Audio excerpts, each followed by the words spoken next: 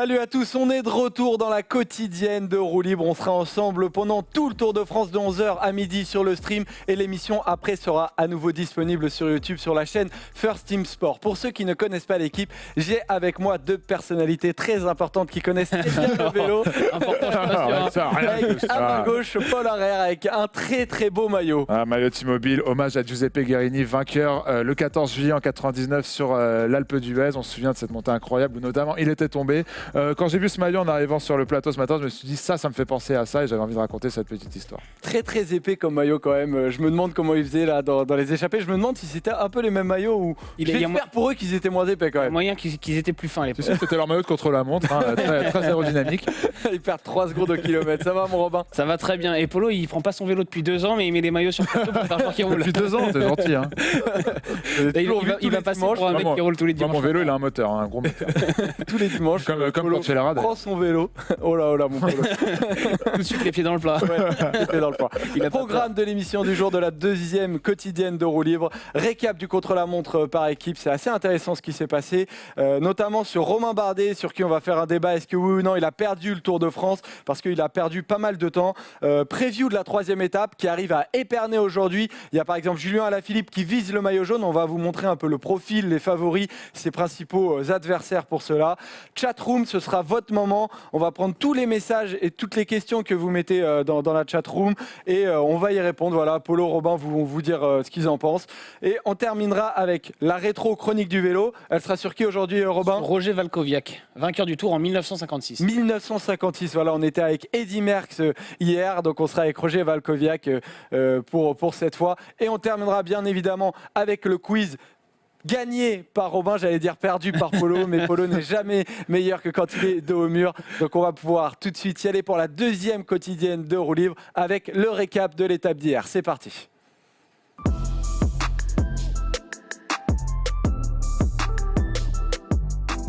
Ce récap, c'est le contre-la-montre par équipe remporté hier par la Jumbo Visma devant le team Ineos et devant Deceuninck. Voilà, on va découvrir ce premier classement avec donc cette victoire de la Jumbo Visma qui a gagné avec 20 secondes d'avance sur le team Ineos et avec 21 secondes d'avance sur Deceuninck. On voit Katusha qui a fini 4e, la team Sunweb EF Drapac 6e. Groupama a fini 8e, on va pas mal en parler. Grosse perf. Ouais, c'est une très belle perf, 32 secondes. La Deceuninck, elle n'est pas classée dans le classement. Ouais, 32 secondes. Parce que c'est quasiment dans la même seconde. Il est en bronze. Si, en plus, il est en bronze, ouais. Effectivement, Polo. On va découvrir, vous savez quoi, on va découvrir tout de suite ce que ça donne au classement général. Parce que Mike Tennyson conserve ce maillot jaune devant plusieurs de ses équipiers, voilà, Van Aert notamment. Le team Ineos suit ensuite dans la suite de ce top 10. Ouais.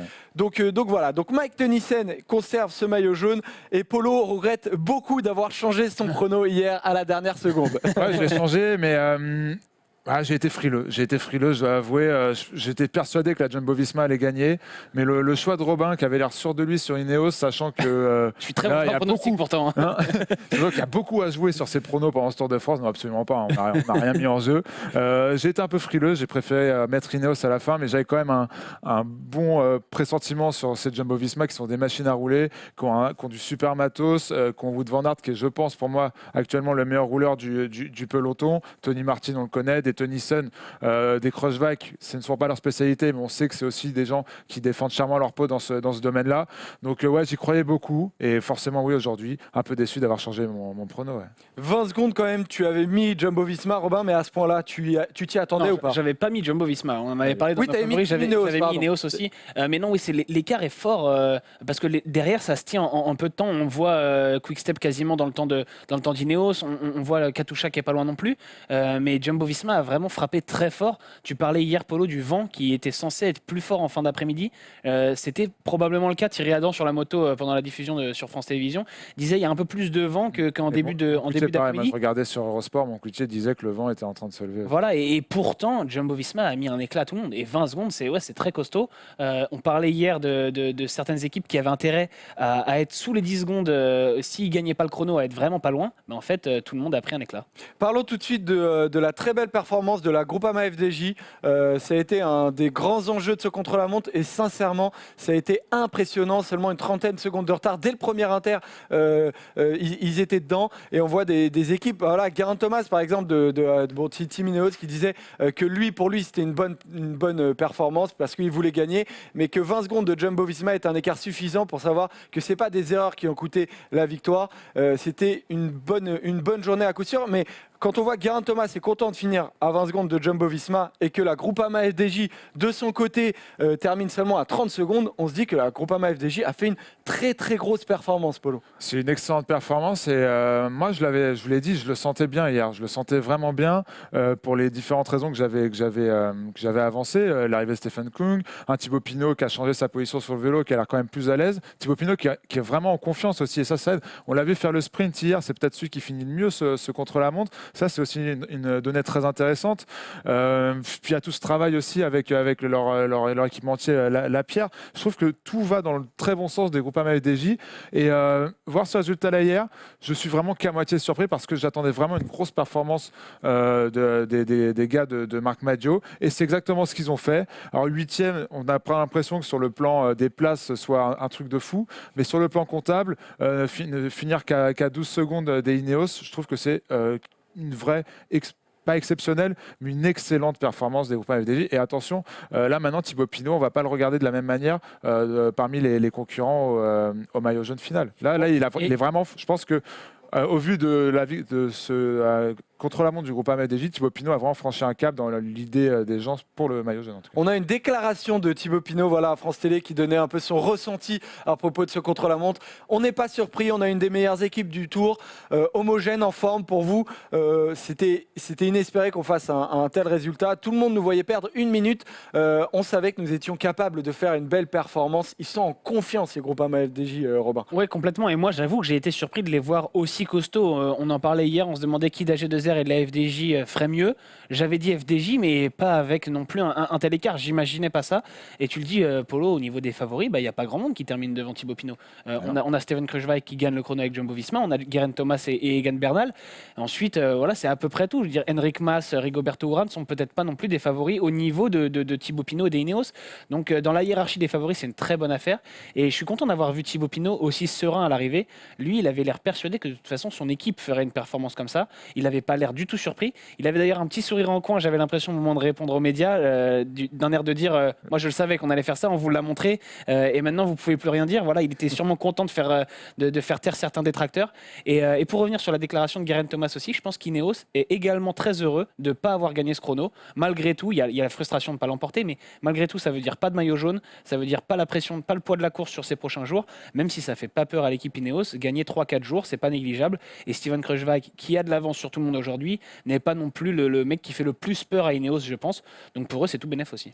Et on a quand même 2 chutes dans cette équipe Groupama FDJ qu'il faut relever parce que c'est des personnes très importantes pour Thibaut Pinot. David Gaudu d'un côté, on voit avec la main ensanglantée, qui est tombé, grosse plaie. Alors il faudra voir un peu comment ça évolue. C'est jamais simple d'être blessé à la main. Et de la même manière, on voit Mathieu Ladanius qui s'est luxé un doigt. Et voilà, qui a des plaies sur le genou aussi. Et Mathieu Ladanius, c'est un des coureurs qui est là pour protéger Thibaut Pinot. Ces 2 chutes, Paul, est-ce que ça peut être un problème? Il faudra voir comment ça évolue, quoi. Non, je pense pas. Honnêtement, je pense vraiment pas. Godu, c'est pas très grave. Et puis il a le temps. Lui, on va vraiment lui demander d'être bon plus tard dans ce tour. Ladanius, après, c'est toujours pareil. Je pense que niveau physique, il n'y aura rien de grave, mais comment tu récupères d'une chute, comment tu arrives à dormir. Luxation d'un doigt, quand même, je sais pas, pour la tenue de main, quand même, c'est vrai que ça peut être compliqué. Franchement, c'est difficile à dire. J'en ai aucune idée. Peut-être qu'il a bien dormi, peut-être qu'il a mal dormi, peut-être qu'aujourd'hui il se sent pas bien, peut-être qu'il est en forme et que ça change rien. Là, pour le coup, je pense que c'est les jours à venir qui vont nous le dire. On va évidemment suivre ça, ces évolutions de blessures. Donc Thibaut Pinot sort renforcé de ce contre-la-montre. Mais qu'en est-il de Romain Bardet et de la AG2R? On en parle tout de suite dans le débat. C'est parti.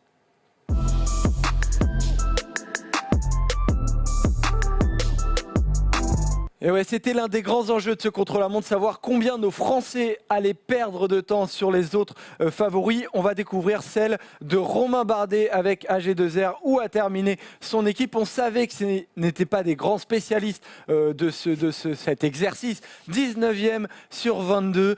Une 19 de retard. Donc on se pose la question à quel point Romain Bardet est affaibli en vue d'une possible victoire. Paul, est-ce que Romain Bardet a perdu aujourd'hui le Tour de France? Une 19 de retard. Ouais, alors oui, moi je pense qu'il a pas eu le Tour de France, mais d'un côté, c'est peut-être un peu hypocrite de notre part, puisqu'au final, cette performance-là n'est pas une contre-performance pour AG2R la mondiale, dans le sens où il ne pouvait pas faire mieux. Quoi qu'il arrive, que ce soit avec ce roster, l'absence des Géniez, des Latour et des Sylvain Dillier, le fait que de toute façon, ils nous ont bien fait comprendre qu'ils n'avaient pas du tout préparé l'événement. Donc peut-être que c'était pour s'enlever de la pression, mais au final, au-delà de s'enlever de la pression, ils s'enlèvent tout simplement de la course au maillot jaune. Alors aujourd'hui, on est un peu surpris, je pense que c'est plus de la déception. On sentait que ça allait arriver, cette déception, mais maintenant qu'elle est là, on la prend de pleine gueule et on se dit bah non, Romain Bardet, il ne gagnera pas le Tour de France, et tant que et lui et son équipe ne font pas de progrès au niveau contre-la-montre, je ne sais pas si c'est un problème matériel ou pas. Je voyais l'interview de JB Kickley, ou qui est, je ne sais plus, le directeur Kickley, le directeur de la performance chez AG2R, qui dit que bah non, nous niveau textile on est bon, niveau matos on est bon. Je sais pas, ça a l'air de faire chier personne dans cette équipe AG2R, que depuis des années, ils ont un prétendant très sérieux pour la victoire du Tour de France, un Français, et qui ne progresse pas en contre-la-montre, qui trouve ça normal de se prendre des volets à chaque contre-la-montre, que ce soit individuel ou collectif. Et encore une fois, cette année, Romain Bardet, à cause de ça, à cause de ce contre-la-montre, ne gagnera pas le Tour de France. Voilà, c'est tout. Je te trouve quand même assez définitif. Je ne sais pas si Romain, tu penses la même chose. Ce que je dis, il ne le gagnera pas, ce contre-la-montre. Perdre 1 minute 59 secondes sur Ineos, donc sur Thomas et Bernal, et même 1,19 sur Kruijswijk, c'est trop, c'est beaucoup trop. Par contre, on le savait. Et donc, pour moi, on ne peut pas dire que Romain Bardet a perdu le Tour de France hier, parce que c'était prévu. Voilà, on voit les écarts, ce que perd Bardet sur les autres. On voit, il est le dernier des favoris. Donc, c'est pas bon pour lui, évidemment. Mais c'était prévisible. On le savait. Hier, on faisait les pronostics. On disait que s'il perdait moins d'une minute, c'était déjà exceptionnel. Donc, au moment où on parlait des favoris avant ce Tour de France, il y a encore quelques jours, quand on parlait de Romain Bardet, on prenait en compte le fait qu'il allait perdre du temps sur ce contre-la-montre. Il l'a perdu, ce qui était prévu. On peut pas, ça remet rien en question, en fait. Ou alors, il fallait pas le considérer comme favori avant le Tour. Après, ce qui est décevant, et Polo, tu as complètement raison là-dessus, c'est la communication d'AG2R la mondiale. Je sais pas comment tu peux dire avant le chrono, on l'a pas bossé. Alors, le dire, c'est une chose, mais surtout ne pas l'avoir bossé alors que tu prétends venir pour jouer le podium, au moins voir le maillot jaune. Et je ne comprends pas non plus l'optimisme d'après-course en disant de la part de Julien Jourdi, de Vincent Lavenu, c'est correct, on savait qu'on allait perdre ça, il n'y a pas de drame. Le seul qui était lucide là-dessus, c'est Romain Bardet qui dit oui, c'était quand même pas une bonne journée. Niveau comptable, c'est cata. Mais c'était prévisible, c'était prévu, c'était dans les comptes de départ. Romain Bardet savait qu'il allait se prendre 1 minute sur le chrono par équipe, qu'il va peut-être prendre quasiment autant sur le chrono individuel, et que ce temps-là, il va falloir le rattraper ailleurs. Maintenant, j'attends qu'il se dépêche de rattraper ce temps-là, parce que ce matin, on avait Stéphane Goubert, son directeur sportif dans l'équipe, qui disait il faut pas se précipiter. Dans les Vosges, c'est pas encore le moment d'attaquer. Romain Bardet, là, va falloir qu'il attaque dès qu'il peut. Sur ce côté travail du contre-la-montre, on a deux citations qui se répondent, celle de Tony Galopin d'un côté et celle de Thibaut Pinot de l'autre. D'un côté, on a Tony Galopin qui dit en 2018, on s'était mis beaucoup de pression. Cette année, on l'aborde un peu plus relax. On l'a un peu moins travaillé que l'an passé. Et de l'autre côté, Thibaut Pinot, à l'issue de ce contre-la-montre qui a été réussi par la Groupama, qui dit on a beaucoup travaillé ce contre-la-montre par équipe. Si vous ne travaillez pas dessus, c'est très compliqué. Et donc là, on a clairement une équipe qui a bossé, une équipe qui n'a pas bossé. Mais on a l'impression quand même, Paul, que c'est un parti pris d'AG2R. Ouais. Est-ce que sur les journées où ils n'ont pas bossé le contre-la-montre, ils ne sont pas allés, par exemple, plus en montagne pour bosser d'autres aspects et donc rattraper ce temps-là? Je prends l'exemple de la Cofidis. La Cofidis qui se prend des volets depuis des années sur le contre-la-montre. Avant-dernier. Hier, à l'Orgueil, et en étant allé travailler sur un circuit automobile, le contre-la-montre pendant plus d'1h30, je crois, 1 ou 2 semaines avant le début du Tour de France, ils ont fait un super chrono. Et je ne sais pas, est-ce que c'était dur d'organiser peut-être 1h30 de sortie, peut-être de louer, si la Cofidis peut le faire, pourquoi la AG2R ne peut pas le faire, louer peut-être mettre pendant 2-3 heures un circuit automobile pour travailler les automatismes, pour travailler sur des grands boulevards comme ça, les passages de relais, etc. Je sais pas. Oui, donc tu as totalement raison, Joseph. Ils n'ont pas travaillé ce contre-la-montre par équipe. C'est un parti pris et c'est un mauvais parti pris. Il y a 2 jours, l'équipe sortait une étude statistique sur les 10 ou 20 derniers vainqueurs du Tour de France en disant où est-ce que ces vainqueurs-là ont gagné le Tour. Et ben à 44%, donc c'était la partie majeure, pas majoritaire parce qu'il y en avait d'autres, mais c'était sur plusieurs parties, vous m'avez compris. Mais à 44%, le Tour de France a été gagné sur les contre-la-montre. Et au niveau de la répartition des victoires sur les semaines, c'est qu'en 3e semaine qu'on a le plus petit pourcentage de victoires, on va dire. De bouleversement, ouais. De bouleversement. On va dire que le Tour de France se joue donc et sur les contre-la-montre et sur les premières, voire deuxième semaines de Tour depuis 10-15 ans. Le fait est que là, entre l'interview de Stéphane Goubert que tu as parlé, où il dit que attaquer dans les Vosges, c'est peut-être pas une bonne idée, et qu'on va peut-être attendre un peu, et cette contre-performance sur le contre-la-montre, on a tout faux chez AG2R. Alors, je ne sais pas si c'est de la com ou de la stratégie de com, ou je ne sais pas, un truc du genre, mais pour l'instant, on a tout faux. Et au-delà du fait que ça m'inquiète, ça devrait aussi les inquiéter, eux, de manière très importante. On a, c'est vrai, une communication assez brouillonnante. Le manager de l'équipe, Vincent Lavenu, de son côté dit, lui, bah voilà, on a limité la casse. Romain a été très bien, notamment. Romain Bardet a été très bien. Il faisait partie de ceux qui faisaient avancer l'équipe positivement. Il faisait partie des garçons assez forts et c'est plutôt encourageant. Il a dit à RMC Sport. Et d'un autre côté, par contre, je finis juste sur la deuxième citation, celle de Julien Jourdi. Du coup, tu commençais à en parler, qui dit, lui, voilà, que c'est une performance mitigée. Premièrement, 19e place, ça c'est quand même énorme, 19e place, nous sommes un peu déçus, mais nous analysons surtout le nombre de secondes perdues, ce n'est pas si grave, c'est toujours respectable. Alors Robin, la place ou le nombre de secondes ? Bah les deux sont cata. Les places, tu regardes derrière, il y a Wanty, il y a Arkea et j'ai oublié qui est la dernière équipe. Mais c'est des équipes de Continental Pro de 2e division qui n'ont aucune ambition au général.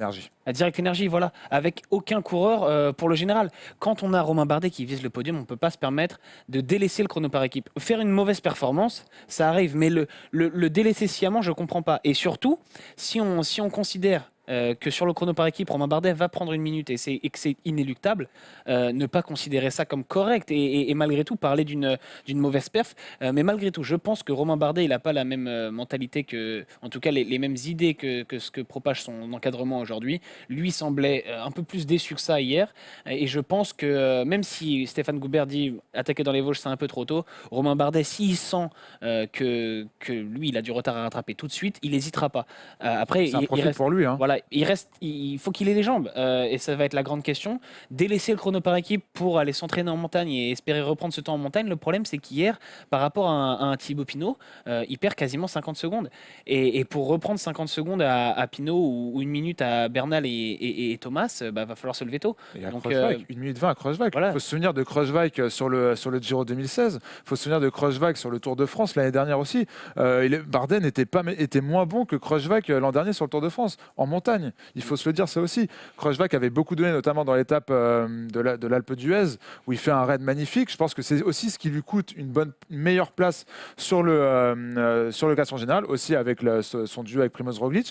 Mais Kreuzweig est un concurrent très sérieux qui aujourd'hui a 1 minute 20 d'avance sur Romain Bardet. Et ça, c'est énorme. Et je ne vois pas comment, surtout quand je pense aux formes des deux coureurs, notamment l'année dernière à cette même époque, je ne vois pas comment Bardet ne serait-ce Surtout pouvoir récupérer ne serait-ce que 30 secondes. Surtout qu'il va y avoir un autre énorme. chrono. Dites-nous dans les commentaires si vous voyez Romain Bardet avoir perdu tout simplement ce Tour de France ou non. On veut savoir s'il y a plutôt de l'optimisme ou plus du pessimisme comme sur ce plateau. Excuse-moi Robin, je t'ai coupé. Je voulais dire qu'il va y avoir en plus un deuxième chrono à Pau et que là-dessus encore, Romain Bardet va perdre du temps sur quasiment tout le monde. Donc je ne comprends pas parce que l'AFDJ fait une très bonne performance hier, c'est la preuve que c'est possible, qu'une équipe française, il n'y a pas rien, il n'y a pas une malédiction sur les équipes françaises, c'est possible de mettre en place un collectif et de s'entraîner pour faire une bonne performance sur les chronos par équipe et de sauver la casse. Je veux dire, Romain Bardet en individuel, il n'y aura pas de miracle, il va perdre du temps. Mais le principe du chrono par équipe, c'est qu'il peut être sauvé par les autres. Donc autant en profiter, mettre en place quelque chose qui permette à Bardet de ne pas saccager son Tour de France au deuxième jour. Alors après, est-ce qu'il a perdu le Tour? Pour moi, non. Si on considère qu'il était un prétendant, alors il l'est toujours, parce que cette minute de retard, elle était prévisible. Par contre, c'est sûr que c'est pas arrangeant, quoi. Bon, à ce que je vois, il y a plutôt du pessimisme. Hein. Beaucoup de c'est mort pour Bardet. Mais il y en a quand même quelques-uns. Voilà, plus du 80-20 là, pour savoir s'il a gagné le tour. Dernière intervention, Ouais, Polo. juste pour l'année dernière, sur le dernier chrono du Tour de France, Kreuzweig reprend encore 11 secondes à Romain Bardet sur le dernier chrono.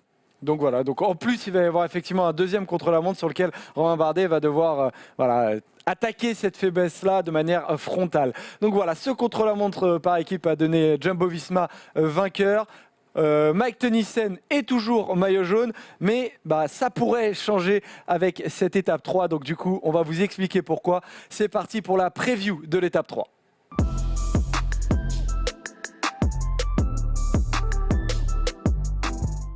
Ça y est, les amis, on est en France. Le Tour de France rentre à la maison avec cette première étape sur nos terres à nous. On a quitté nos grands amis belges qui nous ont régalé, notamment au mur de Grammont, etc. Mais ça y est, on est arrivé en France et on arrive en partant de Binche. Voilà, j'aime beaucoup cette première ville départ. Et on arrive à Épernay, 215 km.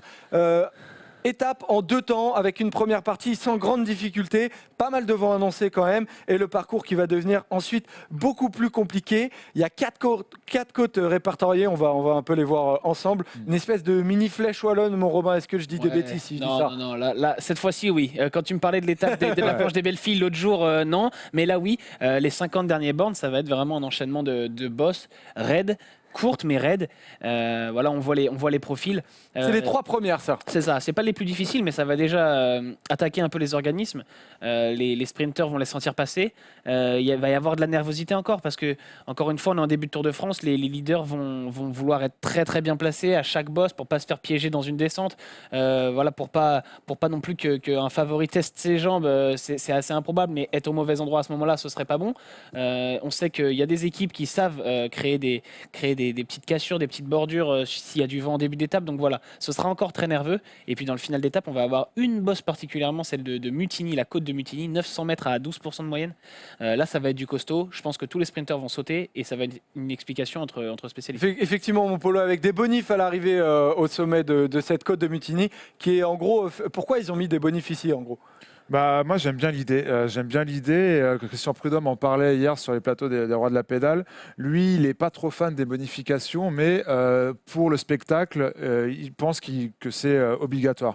Et je trouve que mettre des bonifs dans les arrivées, c'est toujours la difficulté avant la dernière difficulté.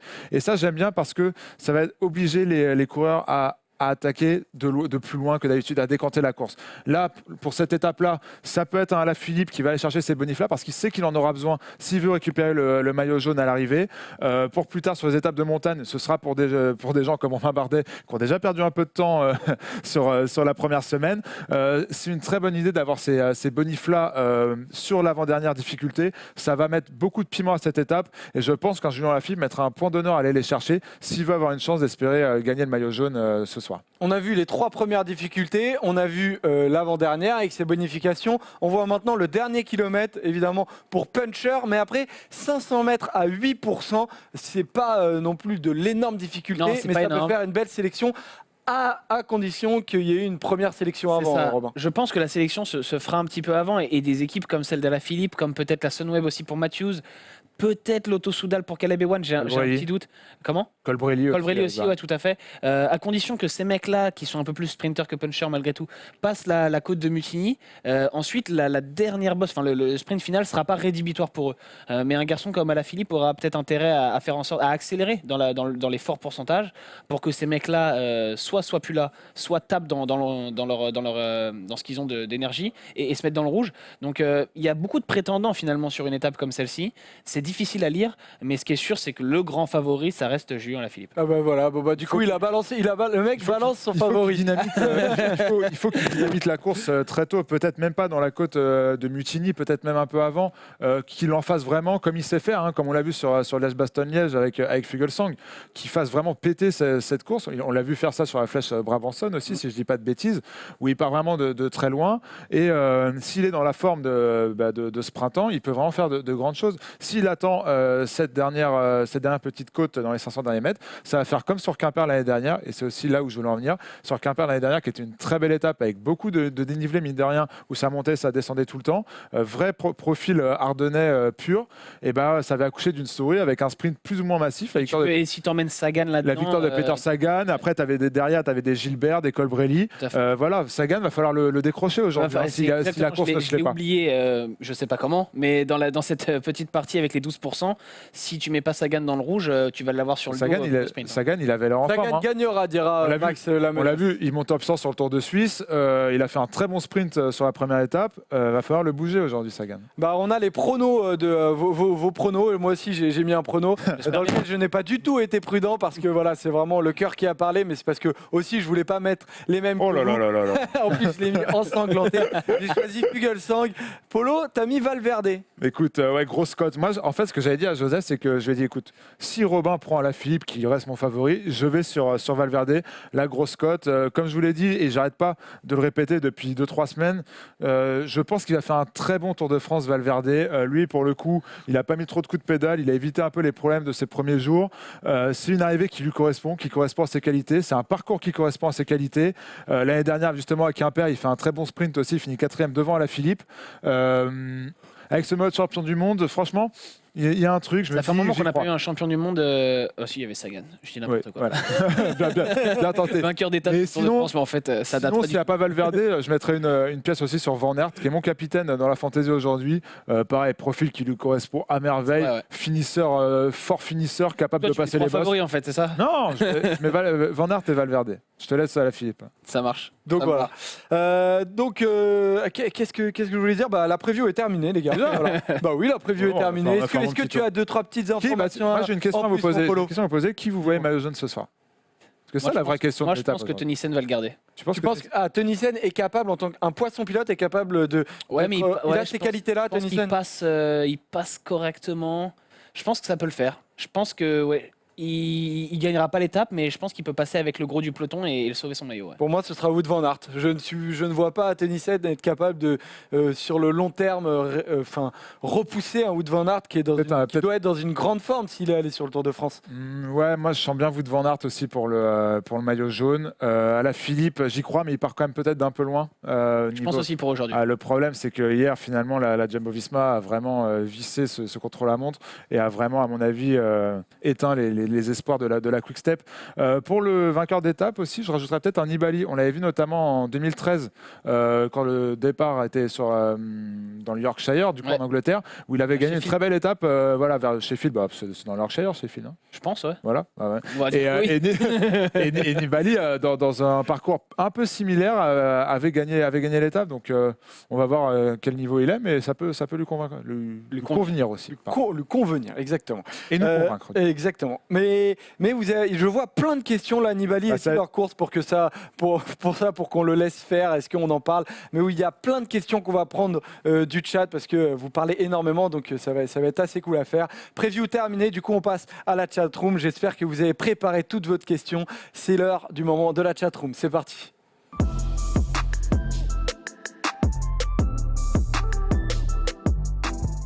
Donc voilà, la chatroom. Hier, on a eu pas mal de questions. J'en ai vu un certain nombre. Je vais essayer de les lire. On va prendre la première de Lomenou. Que peut viser Gaudu, Polo? Est-il seulement un équipier ou va-t-il avoir sa chance? Moi, je pense que ce sera qu'un équipier, mais un très très bon équipier. Qui va emmener Thibaut Pinot très loin en montagne. Quand je vois sa forme du début de saison, que ce soit sur le Tour UAE ou sur le Tour de Romandie, à chaque fois, il est avec les meilleurs en montagne. Et quand je te parle des meilleurs sur le Tour UAE, c'était quand même des Roglic et des Dumoulin. Sur le Tour de Romandie, on avait quand même des Geraint Thomas, des Rui Costa, qui a des Primoz Roglic aussi, également, qu'il a retrouvé. Il va être très très bon, David Gaudu. Je pense pas qu'il aura... C'est pas encore même trop tôt pour lui, il est jeune, il a 22 ans. Mais... Voilà, il prendra rendez-vous avec l'avenir et même Thibaut Pinot l'a dit. Moi, de toute façon, le Tour de France, je ne suis pas plus attaché que ça. Je pense que Gaudu sera la tête d'affiche de la FDJ pour les prochaines années. Qu'ils prennent déjà rendez-vous, qu'il essaye de se battre peut-être avec Bernal pour le maillot blanc, si Bernal a un rôle de coéquipier, ou qu'il soit pas lent, il fera sûrement dauphin de ce maillot blanc. attendons avec lui. Il va être très très bon sur ce Tour de France, mais n'allons pas le griller à lui donner des responsabilités alors que c'est pas encore le moment. Godieu, Robin, que t'en Pas penses mieux, quoi pas mieux que Polo. Là, évidemment. La Groupama FDJ mise sur Thibaut Pinot et c'est pas le moment pour donner une carte blanche à Godieu et lui dire d'aller jouer les étapes ou de jouer lui-même son classement général. Il sera là pour Thibaut Pinot. Mais ce qui est sûr, c'est qu'un jour, on en reviendra sur le Tour de France. J'ai vu une question pas mal de Lio22 qui est un peu parti dans le chat, mais ça pourrait t'intéresser, Robin. Est-ce que tu comprends la non-sélection de Philippe Gilbert avec la Deceuninck? On en a parlé sur la chronique du vélo la semaine dernière. Oui, je comprends. Bon, alors, je comprends si c'est pas uniquement motivé par le fait qu'il ne veuille pas prolonger avec Deceuninck Quick-Step. Si c'est une sanction de la part de Patrick Lefebvre, dans ce cas-là, c'est pas très réglo. Mais dans la sélection, plutôt que est-ce qu'on prend Gilbert, dites-moi qui on retire dans cette équipe de 8 coureurs de Deceuninck Quick-Step. C'est pas évident. Soit on retire quelqu'un au train d'Elia Viviani, soit Julien Lafilippe, il n'y a pas de question qui se pose. Henrik Mas est là pour jouer le général aussi. Et après, on a Dries de Venins et on a Casper Asgreen qui sont des équipiers pour aussi rouler dans la plaine, pour revenir sur les échappées. Parce que Viviani aura besoin de de route que tu peux pas enlever. Voilà, un bonnet ou dans la Danus. Surtout, tu vas pas prendre Gilbert pour jouer le rôle de Casper Asgreen qui va rouler à 150 bornes de l'arrivée pour revenir sur des échappées. Ce serait plus, par exemple, mieux rouler, un Morkov, par exemple. Oui, mais Morkov, Morkov il est dans fait le partie train. du train de Viviani. Qui fait partie du train, voilà, mais qui est quand même une sacrée, qui est quand même un sacré boulet sur les contre-la-montre. Oui, mais pour moi, c'est le moment. Il y a plus de 2 minutes contre-la-montre. L'objectif de Quick-Step n'est pas uniquement de gagner le chrono par équipe. Je pense que si tu fais venir Gilbert, il faut lui donner des responsabilités, il faut qu'il te serve à quelque chose. Si c'est faire venir Gilbert pour qu'il roule entre 150 et 100 bornes, ça n'a pas grand intérêt. Et foncièrement, qui prend la place de Gilbert aujourd'hui? Je pense que c'est Henrik Mas. Parce que tu as 2 leaders qui sont Viviani et Alaphilippe, tu peux en mettre un troisième. Ils ont choisi Mas plutôt que Gilbert et c'est difficile d'en mettre 4, quoi. Clairement. Je vois énormément de questions, c'est la 3e fois que je la vois passer, donc je vais la prendre. Herbivore et Wazabos qui nous demandent est-ce que Bardet doit partir dans une top team, Polo? Ouais, moi je pense que oui, mais est-ce que c'est français de faire ça? Romain Bardet qui est chez AG2R depuis toujours, qui ne remet jamais en cause son équipe finalement. Tôt ou tard, je pense qu'il le faudra, et il le faudra, je pense, très rapidement s'il veut passer un cap sur les grands tours, parce qu'il ne le passera pas chez AG2R La Mondiale, je pense, sauf s'il y a un vrai réveil dans la psychologie de toute cette équipe. Ça commence des coureurs qui courent avec lui jusqu'au directeur sportif, en passant par les directeurs du développement, de la performance, c'est pas non plus parce que s'il avait fait jeu égal avec Ineos sur ce contre-la-montre par équipe, ça lui aurait pas non plus offert le Tour de France. Non, il restera un rouleur moyen. Moi, plus que la performance, c'est tout l'entourage. On a parlé de Goubert, on a parlé de Kiklé, on a parlé de Jourdi, de l'Avenue, où tous ne sont pas une seule seconde remis en cause hier, alors qu'ils ont en leur rang un vainqueur du Tour de France en puissance. Et c'est ça qui est dommage. Et je pense que tant qu'on pensera comme ça chez AG2R La Mondiale, il faut que Romain Bardet je n'imagine la pas, quitte. Mais en tout cas, je n'imagine pas non plus. C'est ça aussi qui est dommage. Il a grandi avec AG2R La Mondiale. Ils ont le projet de Bardet de gagner le Tour a grandi en même temps que celui d'AG2R La Mondiale, qui s'est professionnalisé, qui est devenu une équipe qui compte dans le peloton. Ce qui était moins le cas il y a une dizaine d'années, quand on se rappelle Vincent Lavenu recruter des coureurs à point de pays exotiques juste pour rester en World Tour. Donc l'équipe AG2R La Mondiale a grandi avec Romain Bardet, et j'imagine cette relation trop forte pour que Bardet puisse partir ailleurs. Alors c'est pas une question du chat, mais je voulais quand même qu'on en parle. C'est la probable arrivée qui est quasiment bouclée d'Elia Viviani chez la Cofidis. Franchement, ça m'a beaucoup étonné, mais voilà, Bouhanni serait déjà à remplacer les gars. Bouhanni, il a donné une interview il y a quelques jours sur Cyclisme Actu qui était assez claire. Son avenir n'est plus chez Cofidis, et chez Cofidis, on veut une tête d'affiche. Est-ce que c'est le bon plan d'aller miser sur Elia Viviani? Ça, c'est difficile à pronostiquer pour l'instant. En tout cas, ça montre les ambitions de Cofidis. Je pense que s'ils peuvent faire Viviani, je pense qu'il faut qu'ils le fassent. Ça reste quand même un excellent sprinter, peut-être top 3 aujourd'hui, mondial. Pas mieux, en tout cas. Pas mieux, mais pas moins non plus, je pense. Et par rapport à un Greipel chez Arkea en fin de vie qui gagnait déjà plus rien, là, pour le coup, on a quand même un gagnant, un mec qui gagne des étapes, qui est quand même leader, qui a encore des responsabilités chez Deceuninck, notamment cette année, à qui on donne le meilleur train du monde. Si, il le faut. Par contre, pourquoi Viviani va chez Cofidis? Ça, c'est une autre question. Mais il c'est pas irait avec problème. Sabatini, notamment, un de ses équipiers, un de ses poissons pilotes. Pourquoi? Parce que je pense qu'il se fait un peu virer de la Deceuninck, qui espère faire venir un Sam Bennett, par exemple, qui demandera peut-être un peu moins d'argent. J'imaginais que Elia Viviani aurait d'autres propositions. Il ne serait pas forcément obligé d'aller en deuxième division sur des courses qu'il choisira moins. Surtout que c'est pas un coureur français. Je suis pas sûr que Bon, alors pour le Tour de France, ça posera sûrement pas de problème, mais Mm. c'est pas comme avoir un Warren Barguil par exemple. Donc voilà, la Dimension Data va être l'équipe révélation de ce Tour de France, nous dit Polo Prince. Est-ce que vous avez le roster en tête de je la l'ai sous les Dimension yeux, là. Data? Je l'ai sous les yeux. Boissonhagen va faire du Boissonhagen. Peut-être sur un miracle gagner une étape ou au moins avoir une bonne échappée. Ouais, c'est possible, hein. Ça c'est restera possible. dans ses cordes. Mais après, tu vois, tu as des Cummings, des Kreuziger. Kreuziger, je le mets dans mon top 10 du général. 10e, quelque chose comme ça. C'est ma surprise. Nizzolo qui a gagné, c'est l'un des seuls Dimension Data à avoir gagné cette saison, qui a fait un très bon sprint Le jour sur où la il gagne un première sprint étape. pour le Tour de France. Voilà. Bonne surprise, non. J'espère qu'ils pourront se défendre. Mais bonne surprise, non, je vois pas trop. Ben King est un bon. Peut, à l'image de sa Vuelta l'année dernière, peut faire des bons coups. Mais sinon, à part ça, j'y crois pas. J'y crois très peu. Elle m'inspire rien. Cette équipe Valgren, j'en parle depuis le début de la saison sur roue libre. Kat Mapei nous dit loin de sa forme. Effectivement, loin de sa forme, Valgren. Très loin de sa forme. Ouais. Mais Paul Prince nous dit Valgren en gagnera une. Sazilol, j'ai vu nous parler de Max Schachmann, qui est un des meilleurs punchers du monde. Est-ce que vous le voyez capable de gagner aujourd'hui à Épernay? C'est une très belle cote. C'est un candidat, ouais. C'est un candidat. Ouais, c'est son profil. Clairement, il a de très bonnes jambes, comme depuis le début de la saison.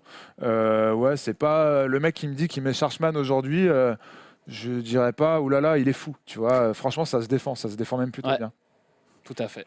Donc voilà, comment va Jakob Fuglsang? On va un peu suivre ça lentement mais sûrement. On appellera Vinokourov ce soir, on verra demain. Bon, moi j'espère qu'il va bien parce que c'est quand même mon prono pour la journée. C'est un profil qui doit lui convenir, hein, si on voit ce qu'il a fait sur le printemps dernier. Un favori va se découvrir aujourd'hui, je suis pas sûr.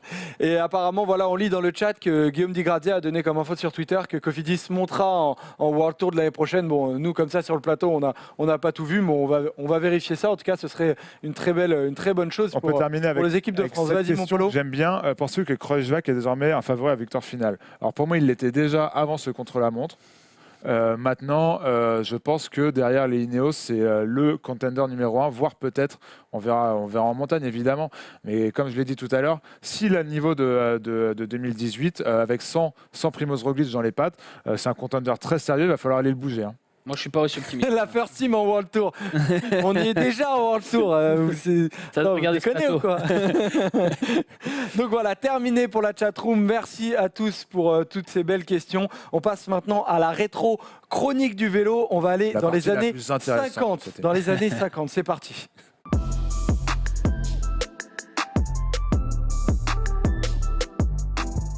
Et on était hier en 1969 avec Eddy Merckx, c'était sa première victoire sur le Tour de France. On va ce lundi en 1956, vous voyez sur le synthé Roger Valkoviak. Est-ce que c'est un petit vainqueur? On va expliquer tout ça. Alors déjà, Robin, j'ai envie de te demander... Pourquoi avoir choisi cet épisode-là, pardon? Parce qu'en 1956, le Tour partait de Reims et aujourd'hui, sur l'étape jusqu'à Épernay, on passera par Reims. Sur ce retour en France, on passera par la Champagne. Donc c'est comme ça que j'ai fait le lien entre cette étape d'aujourd'hui et ce Tour 1956, gagné par Roger Valkoviak et qui donnera lieu à une expression, un tour à la Valco, qui veut dire un tour gagné par un coureur inattendu, une surprise. Voilà, plus qu'un outsider, un garçon qu'on n'attendait pas du tout. Mais c'est une appellation malgré tout un peu galvaudée, presque malhonnête, parce que non, Roger Valkoviak n'a pas gagné un tour au rabais. Il a gagné un des tours les plus animés de l'histoire en 1956. Alors oui, il manquait des leaders. Il est à gauche là, on est d'accord. Exactement, il est à gauche. Il manquait des leaders. Il manquait Fausto Coppi, il manquait Louison Bobet. Anctil n'était pas encore là. Mais il y avait Gaulle, il y avait Bahamontes, il y avait Nencini qui sont tous de futurs vainqueurs du Tour de France en 1956. Donc non, il n'a pas gagné un tour au rabais. Et ce Tour de France, il se fait en deux temps. La montagne se fait attendre. Pendant plus de 10 jours, on est dans la plaine, des étapes un petit peu vallonnées, mais pas de haute montagne. Alors en première semaine, les échappées, elles en profitent. Et il y en a une qui arrive à Angers, 31 coureurs, 18 minutes d'avance, dont Roger Valkoviak, qui n'est même pas à l'époque un coureur de l'équipe de France. Donc le Tour de France se court par équipe nationale. Et lui, il est dans une équipe régionale, l'équipe Nord-Est Centre. Il prend le maillot jaune à Angers. Et il est l'homme le plus heureux du monde. L'équipe de France, elle s'est fait piéger. Ses leaders n'étaient pas dans l'échappée. Il y a un seul coureur qui y est. C'est Gilbert Bovin, qui fait pas vraiment office de leader au départ de ce Tour de France, mais l'équipe de France se retrouve obligée de miser sur lui, puisque c'est le seul qui est dans les temps. Valco, lui, il est aux anges, mais son manager, le soir, il lui dit, donc Sauveur Ducazo, le manager l'entraîneur de l'équipe régionale Nord-Est Centre, qui lui dit, Roger, demain, ce maillot, il faut que tu le perdes. Alors Roger Valkoviak, il tombe des nues, il dit, comment ça, je viens de le prendre, tu me demandes de le perdre, pourquoi pourquoi. Et en fait, son entraîneur pense qu'il est devenu un prétendant à la victoire finale. Mais il lui dit pour ça, il ne faut pas s'épuiser à défendre ce maillot pendant des jours. Il faut le lâcher et on le récupérera plus tard. Roger Valkoviak, lui demande, il négocie un peu parce qu'il y a sa femme qui est en vacances dans la région de Bordeaux. C'est 2 jours après, il lui dit est-ce que je peux garder le maillot jusqu'à Bordeaux pour que ma femme me voie en jaune parce qu'elle avait prévu de venir le voir. Son entraîneur lui dit oui, mais alors tu me promets qu'après on le lâche. Il dit d'accord, donc il va jusqu'à Bordeaux et ensuite il cède ce maillot jaune.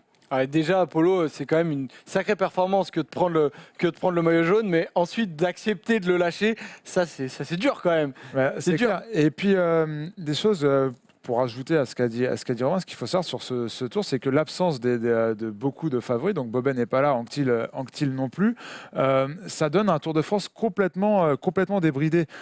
C'est 4527 bornes à une moyenne record à l'époque de 36,5 km/h. C'est 1000 de plus qu'aujourd'hui par comparaison. Sur la première semaine, il y a des attaques de partout. Personne ne maîtrise la course parce que l'équipe de France n'est pas forcément à son niveau. Et forcément, bah oui, comment il s'appelle J'ai un trou de mémoire, Roger Valkoviak. Du coup, prend cette échappée sur la 7e étape avec 20 minutes d'avance. Et au final, c'est un peu à l'image de cette première semaine où ça partait dans tous les sens. Et au final, c'est lui, il a un peu cette chance, comme on pourrait le voir peut-être un peu moins évidemment, mais sur une échappée fleuve où même si c'est pas celui qui gagne l'étape, bah, t'en as un qui récupère le maillot jaune et qui arrive à le garder très longtemps. Là, c'était un peu ça, mais dans des proportions bien plus importantes, à tel point que oui, finalement, on le sait pas encore à ce moment-là, mais il devient un favori pour le classement général. Dans les quiz, Polo claque donc des victoires à la Valco.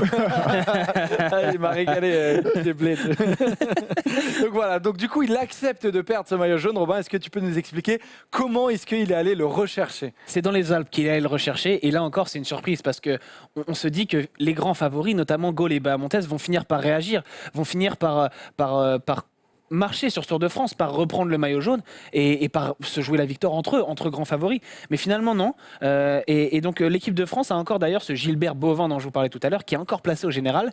Et Valco et Bovin, eux, pensent encore pouvoir gagner ce Tour de France. Et dans l'étape entre Turin et Grenoble, c'est l'heure pour Roger Valkoviak de reprendre son bien. C'est la deuxième phase de ce Tour de France. La veille, il y avait l'Izoard qui l'a passé parmi les premiers. Là, tout le monde comprend que finalement, il va être un peu compliqué à décrocher, ce Roger Valkoviak. Et donc, à Grenoble, il récupère ce maillot jaune. Il est deuxième du général le matin. Il reste 4 jours avant Paris. Le soir, c'est Charlie Gaulle qui s'impose, mais Charlie Gaulle, il est très loin en général. Valkoviak, lui, il termine dans la roue de Nencini et juste devant Bahamontes. Donc, il est bien entouré. À l'arrivée, il est très très ému forcément. À l'époque, il n'y a pas de podium protocolaire, c'est Yvette Horner, l'accordéoniste, qui remet le maillot jaune sur la pelouse du Vélodrome. Roger Valkoviak est en pleurs et c'est Léon Zitrone qui l'interviewe à l'époque et qui lui dit Valko, ne pleurez pas, regardez, tous les spectateurs vous regardent, regardez la caméra, dites-leur bonjour, je comprends votre émotion. La vidéo est vraiment très émouvante. Et donc là, ce jour-là, Valkoviak vraiment enfile le maillot jaune et tout le monde comprend qu'il y a peu de chances pour qu'il le lâche de nouveau. Le lendemain, vers Saint-Etienne, il se fait très peur, il est pris dans une chute, dans une descente. Finalement, il recolle quasiment tout seul. Il crève aussi dans le Forez. Exactement. Et c'est la première année où on a le droit de changer de roue après une crevaison, parce qu'avant, on n'avait pas le droit. Exactement. Et donc, c'est le premier régional est en train de gagner le Tour de France. Il y aura un dernier épisode. Il y a Jean Robic qui l'a gagné en 47. Exactement. Et il y aura une dernière. Bien joué pour c'était pour voir si tu suivais. Il y a deux co-régionaux dans des équipes régionales qu'on gagne, Jean Robic en 47 et du coup Roger Valkoviak. Et les coureurs d'équipe nationale, quand les régionaux gagnaient, ils étaient vraiment pas contents. Je peux te dire que Marcel Bidot, le sélectionneur de l'équipe de France en 56, est très mécontent. On en parlera après, mais donc dernier épisode de ce tour, c'est sur le contre-la-montre, la veille de l'arrivée, il me semble, où Sauveur Ducaso, l'entraîneur de Roger Valkoviak, le laisse dormir le plus longtemps possible dans sa chambre d'hôtel, le réveille au dernier moment et donc Valkoviak prend le départ de ce chrono sans échauffement. Ça lui portera pas préjudice puisqu'il fait une performance correcte, il gagne pas ce chrono, mais il est dans les temps, il conserve son maillot jaune et il devient vainqueur du Tour de France. C'est incroyable. Quand tu me dis par exemple tout à l'heure qu'il est resté dans les roues de Bahamontes, qui est une référence historique en termes de grimpeur, et Roger Valkoviak qui d'ailleurs est décédé en 2017, qu'est-ce qu'il a laissé dans les mémoires des spécialistes ? Est-ce que il a laissé uniquement le fait d'être un petit vainqueur avec cette expression gagnée à la Valco ? Bah oui, il a surtout laissé ça. Alors il y en a certains qui ont essayé de le défendre, mais dès l'arrivée au Parc des Princes, finalement, la polémique débute. On reproche à Valkoviak d'avoir gagné un Tour au rabais, de ne pas avoir gagné une seule étape. Et dans la plaine en fait. Voilà, et il le dit lui-même. Son maillot jaune dans la plaine. C'est ça. Du coup après il le lâche, mais pourquoi avoir plus pourquoi plus retenir, pardon, c'est le mot que je cherchais, plus retenir ça que le fait qu'après il l'ait perdu et qu'il est Parce qu'il était gagné à la pédale aussi. Parce qu'il était inattendu et que ça n'a pas forcément plu. Il le disait lui-même quelques années plus tard. Je sentais que dans l'opinion, le Tour, c'était trop important pour un coureur comme moi. Il n'était pas censé gagner ce Tour de France. On ne lui reconnaît pas le mérite qui est le sien. Et Marcel Bidot, le sélectionneur de l'équipe de France, je t'en parlais tout à l'heure, il dira si André Darrigade avait mieux travaillé pour Gilbert Bovin, qui était le coureur de l'équipe de France présent dans cette échappée, Gilbert Bovin aurait gagné le Tour. En gros, Marcel Bidot dit Valkoviak, il a gagné parce qu'il a eu de la chance, parce que nous, on s'est mal débrouillé, parce qu'André Darrigade n'a pas fait le travail qu'il devait faire. Heureusement, il y en a certains pour le défendre, Valkoviak. Antoine Blondin et Pierre Chany, notamment dans l'équipe, ils vont d'articles assez amélioratifs sur Roger Valkoviak, tentent de le défendre. Quelques années plus tard, il y aura aussi Bernard Hinault qui dira il y a des gens pour dire que Valkoviak n'aurait pas dû gagner le Tour, il n'avait qu'à être là. Personne n'a le droit de dire que le Tour lui fut offert. Le Tour n'est pas un cadeau. Et Roger Valkoviak, il en reparlera quelques années plus tard aussi. On a une belle citation, on a même 2 citations de Roger Valkoviak, où il dira notamment je suis. Alors je la retrouve. Voilà. Elle est là. À l'époque, on ne gagnait pas autant d'argent avec ma victoire. Je n'ai même pas pu me payer une baraque. Pourtant, il sort pas de nulle part. Roger Valkoviak en 55, il a fait très mal à Louison Beauvais sur le Dauphiné. Il termine 2e. En 52, il avait gagné le Tour de l'Ouest, l'épreuve de référence après le Tour de France à l'époque. Mais voilà, on lui reconnaît pas son mérite. Il se remettra jamais de ça. Il restera toujours dans le palmarès du Tour de France, coincé entre Beauvais qui gagne son dernier Tour en 55 et Anquetil qui gagne son premier Tour en 57. Il aura une autre déclaration bien des années plus tard, je crois que c'est 2013, donc c'est très récent, c'est quelques années avant de décéder, où il dit voilà, on a toujours dit que j'ai gagné le Tour dans une étape de plat. Quand je pense à tous les efforts que j'ai faits et qui ne sont pas reconnus, ça laisse pantois. Il décédera quelques années plus tard. Heureusement, on a un homme qui est Jacques Godet, l'ancien directeur du Tour de France de 1937 à 1988, qui aimait beaucoup Roger Valkoviak et qui avait déclaré en hommage dans l'un de ses livres en hommage à Roger Valkoviak, vainqueur du Tour que j'ai le plus aimé, un double hommage à la fois au Tour 1956, mais à Roger Valkoviak. Et c'est émouvant quand même ce genre d'histoire. Ouais, c'est émouvant, mais le problème c'est qu'il a souffert d'un mal au final très français, c'est que on préfère toujours ceux qui brillent. Et moi, j'en parlais avec Robin en début d'émission. Là, ça nous a vraiment à l'époque contemporaine, je fais un grand écart. Un grand écart. Quand on a Steven Tronet, champion de France, personne n'est content. Quand on a Dimitri champion de France, personne n'est content. Et même quand on a Anthony Roux, champion de France, qui bat notamment Julien Lafilippe, et ben on fait la tronche. Et ben ça, c'est exactement ça qui arrivait un peu à Roger Valkoviak, qui n'était pas un favori français à une époque où les Français faisaient plutôt mainmise sur le Tour de France. Louison Bobet n'est pas là. Alors, il ressemblait à Louison Bobet sur le vélo, ce que les gens aiment bien dire, mais il lui manquait ce charisme et ce rôle de leader, cette prestance qu'avait Louison Bobet. Et au final, ça lui a fait tort de ce Tour de France 56 jusqu'à la fin de sa carrière, qui est arrivé 4 ans plus tard, et pour toute sa vie après, puisqu'on a toujours dit que son Tour de France était un tour au rabais, alors qu'au final, quand on voit un peu se dérouler du Tour de France, il y a quand même 7 maillots jaunes en 20 jours, c'est quand même la moyenne record à l'époque sur ce Tour de France. Ça a été un tour complètement, il y a un rocambolesque, et puis débridé. Merci beaucoup, Joseph. Débridé. Et Jacques Godet le résume très bien, et je trouve ça dommage d'en arriver là, parce que il faut respecter tous les vainqueurs du Tour de France, ne serait-ce que pour l'effort que c'est sur 3 semaines d'être excellent, d'être au top pendant 21 jours, voire plus, peut-être moins, de compétition. Et il n'aura jamais ce statut de leader. Il revient l'année d'après, en 1957. Avec l'équipe de France. Exactement, il est cette fois-ci sélectionné avec l'équipe de France. C'est difficile de faire autrement pour Marcel Bidot. Il a le dossard 1, mais le leader, c'est Jacques Anquetil et il doit bosser pour Jacques Anquetil. Et Neox de Boss dans le chat qui nous dit que si Guillaume Martin gagne, il sera tout nu dans la rue, même s'il n'est pas favori. Mais je suis bien d'accord avec toi. On sera plusieurs, tous tout nus dans la rue si Guillaume Martin gagne et qui bat Thibaut Pinot. Il risque de pas être content. Je pense qu'on peut avoir un truc un peu à la même chose. C'est mon point de vue. Ce sera qui demain dans cette chronique? On parlera de quelqu'un de beaucoup plus clivant, Lance Armstrong, vainqueur à Verdun en 1993. Je cherchais son nom, j'arrivais même plus à le sortir. Ça va être très difficile de contenir sur ce plateau. Comment dire, les velléités de Paul. Non, le ressenti qu'on a sur Lance Armstrong. Je ne vous dis pas si c'est en bien ou en mal, vous le verrez demain, mais ça va être en tout cas difficile de se contenir. Et j'espère que ça va être difficile aussi de te contenir sur le quiz, Polo, que tu vas être très chaud. Parce que c'est l'heure du quiz remporté hier par Roby. Polo a une revanche à prendre du coup. Donc c'est parti pour la revanche de Polo.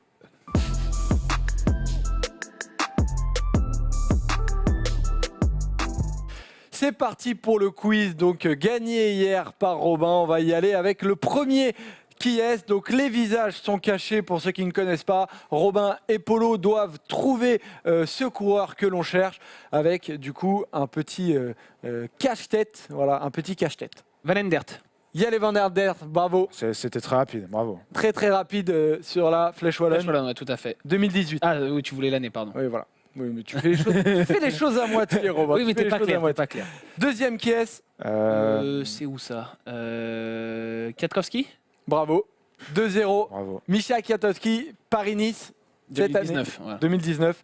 Voilà, Mischa Kwiatkowski qui avait remporté le maillot vert et qui en plus voilà, avait terminé troisième du classement général. 2-0 pour Robin. Mon Polo, je pense que le prochain, tu peux l'avoir. Rinero. Non. C'est Julic. Ah, bien joué, bien Bravo. joué, bien joué. Christophe Rinero avait terminé 4e du Tour de France Ouais. 2018. Podium Julic. Oui. Non, pas 2018. hein. De 1998, pardon. 1998 Bien joué. devant Marco Pantani. Et donc, Polo, ton maillot. Exactement. Ah oui, mais on se demandait l'année, bah voilà, Ah, c'est voilà, 98. tu le découvres comme ça. Ah, la voilà. famille, putain, j'ai une coupe de. Elle est très bien. Elle est très bien ta coupe. Donc voilà, ça fait 2-1. 2-1 pour Robin. Énumération, les gars. Ah, super. Il nous reste 6 minutes, c'est nickel. Énumération, j'espère que vous êtes prêts. Bien sûr. Vous devez trouver les villes arrivées Ouh là là là là. du Tour de France 2019, De cette année, d'accord. de cette année. Ok. Donc, Polo, vu que tu On élimine les villes belges où on est déjà passé. tu perds de 1. Non, on peut Non, les ok, citer, si ok, vous pas de voulez. souci, On pas peut de les- souci. Tu peux y aller. Bruxelles. Épernay. Épernay, c'est bon. 3e étape. Colmar. Colmar, c'est bon. 5e étape. Ne regardez pas le retour. Nancy. Interdit C'est de bon, j'ai rester rien vu, j'ai rien vu. Non, c'est bon. Nancy. Nancy. Oui, c'est demain. C'est demain, bravo. Reims-Nancy. Saint-Etienne. Saint-Étienne, c'est bon. 8e étape, Mâcon-Saint-Étienne. La planche des belles filles. La planche des belles filles, bravo. 6e étape, vous me faites toute la première semaine là. Brioude. Brioude, bravo. Saint-Étienne-Brioude, 9e étape chez Romain Bardet. Foix. Foix, c'est bon. Limoux-Foix, 15e étape.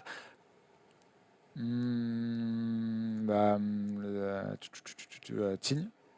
Tignes, c'est bon. 19e étape. Valoir. Valoir, c'est bon. 18e étape. J'ai peur de dire une bêtise. Pau, c'est bon. Le contre-la-montre. Contre la montre. Trari. Paris, Ah. c'est bon. Tourmalet. Ah, bien vu, je voulais la Tourmalet, Ah là. bravo. Tarbes, Tourmalet, 14e étape. Saint-Flour.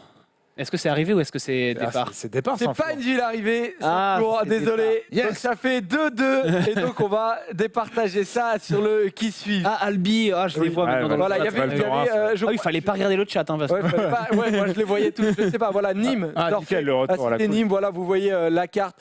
Saint-Dié-des-Vosges, qui est une Ouais. ville départ, pardon, qui est une ville départ. Saint-Flour, c'est quoi l'étape? Ah oui, Albi, Saint-Flour, Albi. Toulouse, Bagnères de Bigorre aussi. Ouais, Bagnères de Voilà, Bigorre, je l'avais. Je crois que vous l'avez pas dit. Enfin non, j'allais dire Bagnères de Luchon, donc je me serais trompé en fait. Exact.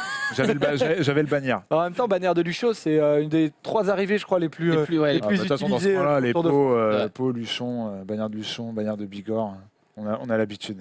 Donc voilà, donc ça fait 2-2. On va décider ce qui suis-je ce quiz sur un qui suis-je. Alors attention, il est très rapide. J'ai pas eu incroyablement de Roger temps Valkoviak. pour le faire aujourd'hui. Roger Valkoviak. Je suis né il y a 32 ans. J'ai commencé ma carrière professionnelle chez Adimec. Ouh là là. Et c'est la Phonak qui m'a repéré en 2006. Nicolas Jalabert. C'est pas Nicolas Jalabert. L'équipe, la Phonak, est dissoute suite au contrôle antidopage positif de Floyd Landis. Je rebondis du côté d'Astana. Je suis un pur équipier. En l'occurrence, Il a 32 ans, tu m'as pas dit. Hein. Je suis né il y a 32 ans. D'accord. À ce moment-là, je suis un équipier de Janez Brajkovic et de Andreas Klöden, qui a notamment porté ton maillot polo. Je suis très apprécié pour mes qualités de rouleur. En 2010, BMC... André Grifko. Ce n'est pas Grifko. Oh, bien tenté. En 2010, BMC me recrute pour cela. Je suis suisse Michael Char. Michael, bravo Polo. Oh Je là là. suis désormais chez la CCC. Ah, Griffo, et il a je été tenté dans le chat participe aussi. Hein. au Tour de France. Refko, j'ai vraiment eu peur quand tu l'as dit. Bravo, Kat Mapey. En plus, comme il y a un décalage, je sais que Kat Mapey, par exemple, a trouvé. L'avait avant nous, ouais. Voilà. Non, il a Il y en a chance un qu'il ou l'a deux trouvé en même temps. Il y a eu du Morabito, du Cavendish. Non, Cavendish n'est jamais allé chez Astana, ni chez la BMC. Mais du Morabito, ça aurait Ni chez été. Phonak. Voilà, il y a- Ouais, Ni Morabito, chez non, Fred. pas le même parcours. Mais, pas le même accord. putain, fallait le savoir. Bah bien, que mais ça Char fait avait un fait au- Astana, un Phonak et au- Astana. Eh ouais. 1-1. Donc ça fait un partout au quiz, voilà. Donc Vu qu'on est toujours à 0-0 au prono. c'est vrai qu'on est à 0-0 parce que Polo avait Ouais, pronostiqué attends, je peux Jumbo avoir Visma. 0,5 pour le. Non, non, Bien bah sûr. alors, non, tu bien rêves. sûr que non. Tu rêves, mon pote, tu rêves. On fait un point sur la fantaisie roue Ah libre. oui, bravo. Sur la fantaisie roue Il y a libre des et on machines, vous hein. promet qu'à partir de la quotidienne de demain, on va mettre les deux fantaisies. Ah bah, je crois qu'on Là, va avoir les non, deux. c'est à partir ce matin. d'aujourd'hui. Bah ouais, c'est à mais on partir n'a pas pu le rajouter. Donc on a Ah la bon fantaisie roue libre. Bah Polo, si t'as le temps, c'est quoi? Tu vas regarder Je vais- Libre ah bah, Roue. exactement, Tu je vas vais de chercher suite. Libre Roue. Vas-y, En tout cas, meuble, gros big up j'arrive. à Nugo qui est pour le moment Et- leader de la fantaisie roue libre avec 1038 points devant Nibali. 1004 points. Et Polo, il arrive, hein, il est et Wallis. 60e et quelques. Ouais, ouais, mais Polo, il a 50 points. je suis 67e, j'ai 366 points. Bon, donc, pour l'autre classement, du coup, c'est bah non, c'est Nugo. Puisque, bah, Mais du oui, coup, c'est mixé oui, les c'est deux. mixé, hein. Ben a mixé les deux aujourd'hui. Bah oui, Ah, c'est bien ce d'accord, qui me ok, semblait, bah, parce que c'est bravo, Nugo bravo. dans l'autre qui est dans l'autre Eh oui. dans l'autre ligue. Donc, Je ouais, n'avais c'est pas bon. compris. Le classement, Je pensais qu'on allait est avoir bon. deux templates. Donc on a un seul template qui rassemble Mais oui, les deux ligues. c'est Bah, bien c'est fait. magnifique. C'est Mais bien sûr. encore mieux fait. C'est Ben, ça. C'est notre castré incroyable, notre Tarnet qui sait bien faire les choses. Petit tâche, il est en stage, il vient nous aider. C'est vraiment une belle personne. Une belle terre. Exactement. Donc bon, bah les gars, on se retrouve demain avec une chronique sur Lance Armstrong. Lance Armstrong. Oh la Et oui, et ça, galade. si ça met pas l'eau à la bouche. Et oui, et oui, et oui. Donc voilà, merci. Il va y avoir beaucoup On va se faire des ennemis. Hein. Ouais, on va se faire des ennemis et beaucoup de bonne foi pour nous, de mauvaise foi pour les gens du chat. Soyez prêts en tout cas. Mais ça va forcément être intéressant. Merci Erwan en régie notamment. Et puis on se retrouve demain évidemment pour une troisième Et il va se quotidienne passer de plein de roue choses libre. cet après-midi. Et il va Ce se sera très passer sympa. plein de choses cet après-midi. Il y aura beaucoup de choses à dire. À demain. Gros bisous. Salut.